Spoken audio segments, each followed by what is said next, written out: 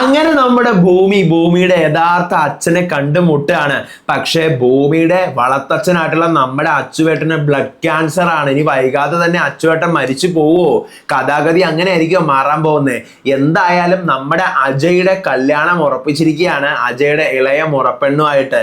അതെ, അഞ്ജനയായിട്ട് കല്യാണം ഉറപ്പിക്കാനായിട്ട് മുത്തശ്ശി വാക്ക് കൊടുത്തിരിക്കുകയാണ്. അജയ് അത് അറിഞ്ഞ് ഞെട്ടിത്തരിക്കുവാണ്. മാത്രമല്ല, നമ്മുടെ അജയുടെ കല്യാണം നടത്താൻ പോകുന്ന ഈ അഞ്ജനയുടെ അമ്മ ഭവാനി കുടുംബം മൊത്തം തകർക്കുമെന്ന് പറഞ്ഞ് പ്രതികാരത്തിനായിട്ട് നിൽക്കുവാണ്. കല്യാണം കഴിഞ്ഞ് സ്വത്തുക്കളെ മൊത്തം അടിച്ചെടുത്ത് പ്രതികാരം ചെയ്യാനായിട്ട് വേറെ ലെവൽ പ്ലാനിങ്ങുകളോട്ട് നിൽക്കുക. പക്ഷേ അജയും ഭൂമിയും കൂടെ ഇതിനിടയ്ക്ക് വമ്പൻ വഴക്ക്. ഭൂമിയുടെ കടയുടെ മുകളിൽ ഇരിക്കുന്ന ഫ്ലക്സ് എടുത്ത് കളയാനായിട്ട് അജയ് വരുന്നു. ഭൂമി അത് പറ്റില്ല എന്ന് പറയുന്നു. രണ്ടുപേരുടെ ഉഗ്രൻ ഫൈറ്റ് കൂടി പോലീസുകാരെല്ലാം വരുവാണ്. പോലീസുകാർ വരുമ്പോഴത്തേക്കും ഭൂമി എല്ലാം മാറി നിന്ന് എന്റെ ദേഹത്ത് തൊട്ട് കഴിഞ്ഞാൽ വകുപ്പ് വേറെയാണെന്ന് പറഞ്ഞ് രണ്ടുപേരും കൂടി ഉഗ്രം വഴക്ക്, അജയും ഭൂമിയും കൂടി. അജയുടെയും ഭൂമിയുടെയും പുതിയ എപ്പിസോഡിന്റെ ജൂൺ 4-ാം തീയതിയിലെ എപ്പിസോഡ് 4 വിശേഷങ്ങളോടാണ് ഞാൻ വന്നിരിക്കുന്നത്. So welcome back to Ansif Moonlight Media Max. I'm Ansif. Video ആദ്യമായിട്ട് കാണുന്നവർ ചാനൽ സബ്സ്ക്രൈബ് ചെയ്യണം, ലൈക്ക് ചെയ്യണം, ഷെയർ ചെയ്യണം. നിങ്ങളുടെ അഭിപ്രായങ്ങൾ മസ്റ്റായിട്ട് താഴെ കമന്റ് ചെയ്യണം. ഇതുപോലത്തെ സീരിയലിന്റെ എക്സ്പ്ലനേഷൻസിനും റിവ്യൂസിനും ഒക്കെ ആയിട്ട് ഇപ്പൊ തന്നെ നമ്മുടെ FB പേജും ഇൻസ്റ്റാ പേജും മറക്കാതെ ഫോളോയും ചെയ്യണം. വീഡിയോ ഹൈപ്പ് ചെയ്യാൻ മറന്നു പോവരുത്.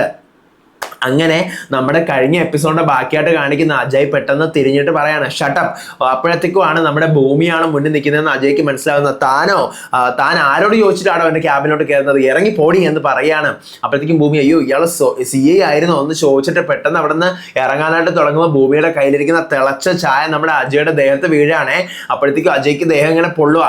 അപ്പൊ ഭൂമി അയ്യോ സോറി സാർ, ഞാൻ തുടച്ചു തരാന്ന് പറഞ്ഞ് തുടക്കാൻ തുടങ്ങുമ്പോൾ ഇറങ്ങി പോടി ഇവിടെ നിന്ന് എന്ന് പറയാണ്.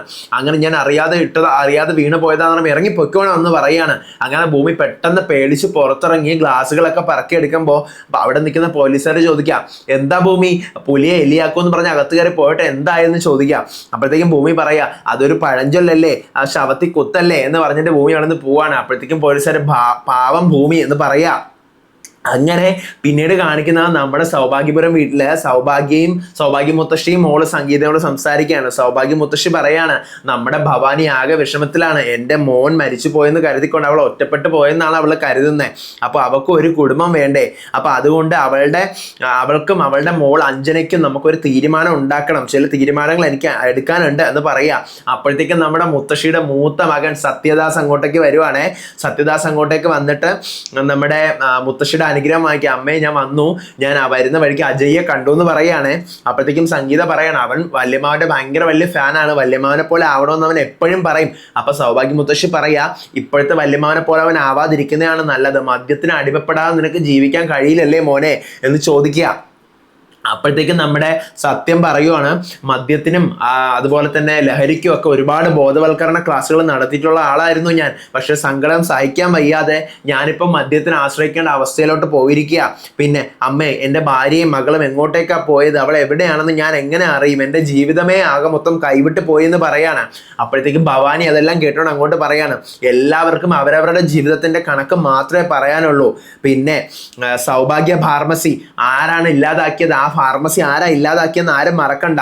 മാത്രമല്ല അമ്മയുടെ ഇളയ മകന് ആരാണ് സാഗർ എന്ന് പറയുന്ന അമ്മയുടെ ഇളയ മോനെ, അതായത് എൻ്റെ ഭർത്താവിനെ ആരാ ഇല്ലാതാക്കിയത്, എന്നെ വിധവയാക്കിയത് ആരാ, അമ്മയുടെ കൊച്ചുമോക്ക് അച്ഛൻ ഇല്ലാതാക്കിയത് ആരാ, 22 വർഷം കഴിഞ്ഞിട്ട് ഇതൊന്നും മറക്കാറായില്ലേ എന്ന് എല്ലാവരും ചോദിക്കും. മറക്കില്ല ഞാൻ മറന്നു കഴിഞ്ഞാൽ ഒരിക്കലും ഞാൻ ഭവാനി ആവില്ല എന്ന് പറയുകയാണേ.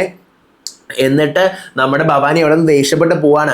അപ്പോഴത്തേക്കും സത്യം പറയാണ് 22 വർഷമായിട്ട് ഞാൻ ഈ പഴിയെല്ലാം കേട്ടുകൊണ്ടിരിക്കുന്നു, ഇവൾ എന്താ ഈ പറയുന്നത്, ഞാൻ എൻ്റെ സ്വന്തം അനിയനെ കൊന്നു എന്നാണോ, ഞാൻ എൻ്റെ സ്വന്തം അനിയനെ കൊല്ലുമോ, എനിക്ക് അങ്ങനെ ചെയ്യാൻ പറ്റുമോ എന്ന് ചോദിക്കുകയാണ്.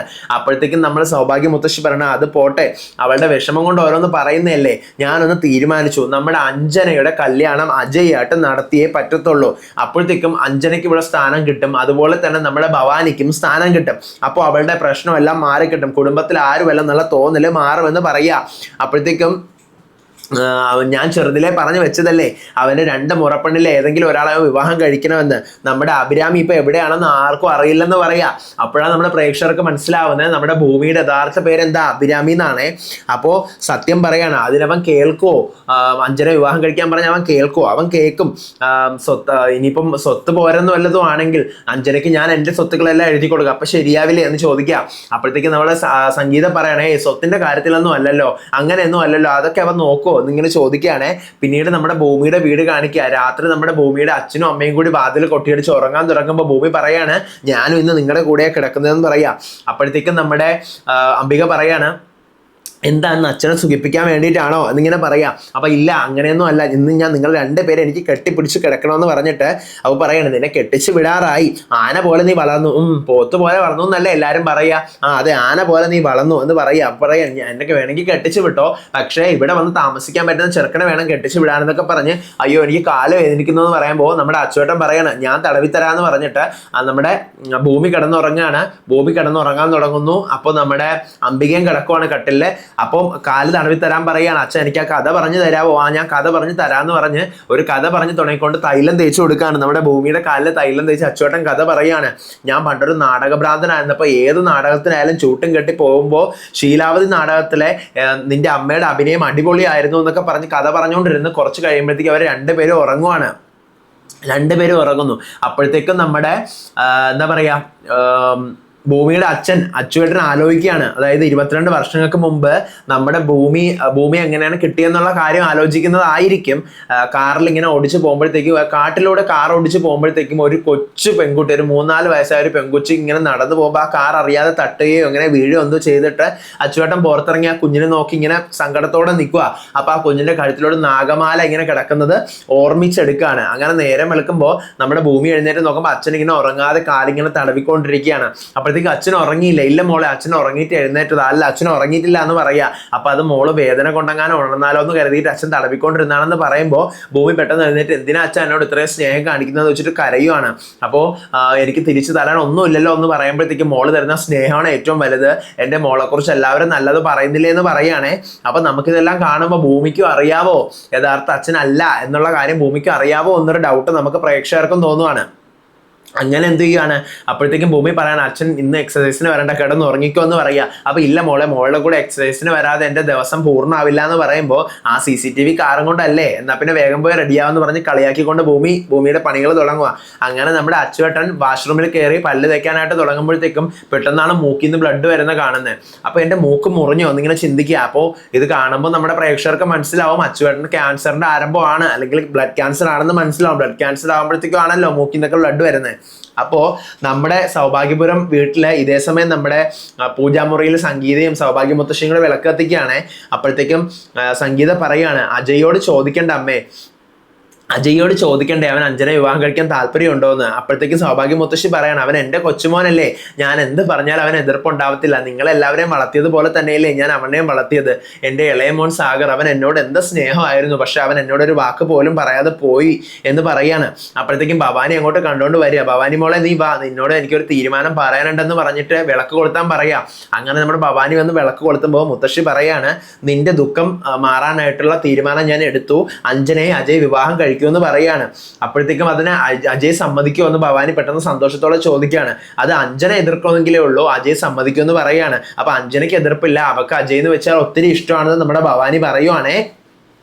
അപ്പോഴത്തേക്കും ഈ പൂജാമുറിയുടെ മുന്നിൽ വെച്ച് ഞാൻ നിനക്ക് സത്യം ചെയ്തു തരുന്നു, അജയ് അഞ്ജനെ വിവാഹം കഴിക്കുമെന്ന് പറഞ്ഞിട്ട് നമ്മുടെ മുത്തശ്ശി നമ്മുടെ ഭവാനിക്ക് വാക്ക് കൊടുക്കുകയാണ്. അങ്ങനെ ഭവാനി അവിടെ നിന്ന് പെട്ടെന്ന് സന്തോഷത്തോടെ ഇറങ്ങി വീടിന്റെ ഹാളിലേക്ക് വന്ന് നിന്നിട്ട് പെട്ടെന്ന് മുഖഭാവം മാറിയിട്ട് പറയാണ് അജയ് അഞ്ജനെ വിവാഹം കഴിച്ച് ഈ വീട്ടിൽ വലതുകാലെടുത്ത് വെക്കുന്നതോടെ എൻ്റെ ആദ്യത്തെ പ്രതികാരം ഞാൻ തുടങ്ങുമെന്ന് പറയുകയാണ്. പിന്നീട് കാണിക്കുന്നത് നമ്മുടെ കടയാണ്. നമ്മുടെ ഭൂമിയുടെ കടയിൽ നമ്മുടെ അംബികയുണ്ട്, അതുപോലെ തന്നെ ജോലിക്കാരിയായിട്ടുള്ള ലക്ഷ്മിയുണ്ട്. എല്ലാവരും ജോലി ചെയ്തുകൊണ്ടിരിക്കുമ്പോൾ നമ്മുടെ ഭൂമി അവിടെ കടയിൽ വന്ന് ഒരാൾക്ക് എന്തോ ഒരു ആവശ്യത്തിന് വേണ്ടി പരാതി എഴുതിക്കൊണ്ടിരിക്കുകയാണ്. പെട്ടെന്ന് അങ്ങോട്ടേക്ക് നമ്മുടെ അജയ് സ്റ്റേഷനിലേക്ക് ജീപ്പ് ഓടിച്ച് വന്നിട്ട് അവിടെ ഇറങ്ങിയിട്ട് പെട്ടെന്നാണ് ഭൂമിയുടെ കടയിലേക്ക് നോക്കുമ്പോൾ ഭൂമിയുടെ കടയുടെ മുകളിൽ പോലീസ് സ്റ്റേഷൻ എന്ന് എഴുതി വെച്ചിരിക്കുന്നത് കാണുന്നു. അങ്ങനെ അജയ് നേരെ വന്നിട്ട് എന്താ ഹലോ എന്ന് പറഞ്ഞ് വിളിക്കുമ്പോഴത്തേക്കുമാണ് നമ്മുടെ ഭൂമിയുടെ അമ്മ അംബിക അവിടെ നിൽക്കുവാണ്. അപ്പോൾ എന്താ സാറിന് എന്തെങ്കിലും വേണമെങ്കിൽ നമ്മൾ കൊണ്ടുവന്ന് തരാമെന്ന് പറയുക. അപ്പോഴത്തേക്കും നമ്മൾ അജയ് പറയുന്നത് ലൈസൻസി ആരാ, അതെൻ്റെ മോളാണ്, വിളിക്കുമെന്ന് പറയുക. അങ്ങനെ ഭൂമി നിന്നെ സാറ് വിളിക്കുന്നു എന്ന് പറയുക. അങ്ങനെ ഭൂമി എന്തിന് എന്താ സാറേ എന്ന് ചോദിക്കുമ്പോൾ നമ്മുടെ അജയ് പറയാണ് ഇതിൻ്റെ മുകളിൽ പോലീസ് സ്റ്റേഷൻ എന്ന് എഴുതി വെക്കാൻ ആരാ പറഞ്ഞത്. അപ്പോഴത്തേക്കും ഭൂമി പറയാണ് ഈ പോലീസ് സ്റ്റേഷനിൽ എഴുതി വെച്ചിട്ടുള്ളത് മാത്രമല്ല, അല്ല ഇത് പോലീസ് സ്റ്റേഷൻ ആണോ എന്ന് ചോദിക്കുക. പറഞ്ഞാൽ ഇത് പോലീസ് സ്റ്റേഷൻ ആണെന്ന് സാറിന് വായിക്കാൻ അറിയാവോ, സാറിന് വായിക്കാൻ അറിയില്ലെങ്കിൽ ഞാൻ വായിച്ചു തരാം, പോലീസ് സ്റ്റേഷനിൽ നിന്നാണ് എഴുതി വെച്ചിരിക്കുന്നതെന്ന് പറയുമ്പോൾ നീ എന്നെ കളിയാക്കുവാണോ? ഞാൻ കളിയാക്കിയതല്ല എന്ന് പറയുക. അപ്പോഴത്തേക്കും പിന്നെ അതെന്താന്ന് ചോദിക്കുക. അപ്പോഴത്തേക്കും നമ്മുടെ ഭൂമി പറയാണ് അത് ചന്തയല്ല, അവിടെയുള്ള ആൾക്കാരൊന്നും ചന്തയല്ല, ഇനിയിപ്പോ സാറായിട്ടത് മാറ്റാതിരുന്നാൽ എന്ന് പറഞ്ഞ നമ്മളെ ഭൂമി സാറിനെ കളിയാക്കണം. അപ്പോഴത്തേക്ക് അംബിക മിണ്ടാതിരിക്കുക, അങ്ങനെയൊന്നും പറയരുതെന്ന് പറയാണ്. അപ്പോഴത്തേക്കും നമ്മുടെ ഭൂമിയോട് പറയണം ഇതൊക്കെ ഇവിടെ നിന്ന് മാറ്റണം, നിന്റെ കുടുംബസ്വത്താണോ പോലീസ് സ്റ്റേഷൻ എന്ന് ചോദിക്കുകയാണ്. അപ്പോഴത്തേക്ക് ഭൂമി പറയാണ് സാർ വാക്കുകൾ കുറച്ചുകൂടി മാന്യമായിട്ട് ഉപയോഗിക്കണം, അപ്പൊ ഇല്ലെങ്കിൽ നീ എന്ത് ചെയ്യുന്നു ചോദിക്കുക. അപ്പോഴത്തേക്ക് ഭൂമി പറയാണ് എന്നോട് സംസാരിക്കുന്ന അതേ രീതിയിൽ ഞാൻ തിരിച്ച് സംസാരിക്കും.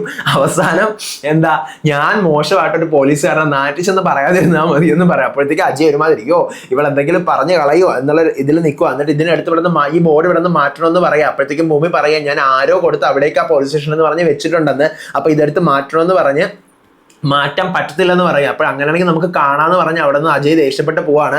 കുറച്ച് കഴിഞ്ഞ് കുറച്ച് പോലീസുകാരൊക്കെ അങ്ങോട്ട് വന്നിട്ട് ഈ ബോർഡ് എടുത്തുകൊണ്ട് മാറ്റണം, ഭൂമി സാറിനോട് ഉടക്കാൻ നിൽക്കേണ്ടെന്ന് പറയുക. അപ്പോഴത്തേക്കും നമ്മുടെ ഭൂമി പറയാണ് നടക്കത്തില്ല, ഇത് ഞാൻ എടുക്കാൻ സമ്മതിക്കില്ലെന്ന് പറയാണ്. അപ്പോഴത്തേക്ക് സാർ എടുത്ത് മാറ്റിക്കോന്ന് അംബിക പറയാണ്. നിനക്ക് ആരോട് എങ്ങനെ സംസാരിക്കണമെന്ന് അറിയില്ല ഭൂമി എന്ന് പറയുമ്പോൾ പോലീസുകാരെല്ലാവരും കൂടി വന്ന് അതെടുത്ത് മാറ്റാനായിട്ട് ഏണിയൊക്കെ വെക്കാൻ തുടങ്ങും. അപ്പോഴത്തേക്കും ഭൂമി പറയാണ് ഞാൻ എടുക്കാൻ സമ്മതിക്കില്ല എന്ന് പറഞ്ഞ് രണ്ട് കൈ കൊണ്ട് ഇങ്ങനെ തടഞ്ഞു നിൽക്കുവാണ്. ഇവിടെ വെച്ചിട്ട് ഈ എപ്പിസോഡ് അവസാനിക്കുകയാണ്.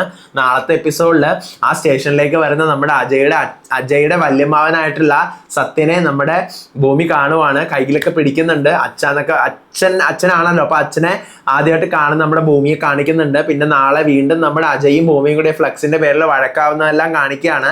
ഇതിന്റെ കൂട്ടത്തിൽ നമ്മുടെ സ്റ്റേഷനിൽ എത്തുന്ന വല്യമ്മാവൻ അജയുടെ വല്യമാമൻ അജയ് അടുത്ത് പറയാം നിന്റെ കല്യാണം അഞ്ജനായിട്ട് ഉറപ്പിച്ചു എന്നൊക്കെ പറഞ്ഞ് അജയ് അതെല്ലാം കേട്ട് ഞെട്ടുവാണേ. അപ്പൊ ഇത്രയാണ് ഇന്നത്തെ എപ്പിസോഡിലും പ്രൊമോയിലുള്ള. അപ്പൊ നാളത്തെ എപ്പിസോഡിന്റെ വിശേഷങ്ങളായിട്ട് ഞാൻ വരാം. അപ്പൊ അതുവരേക്കും ബൈ.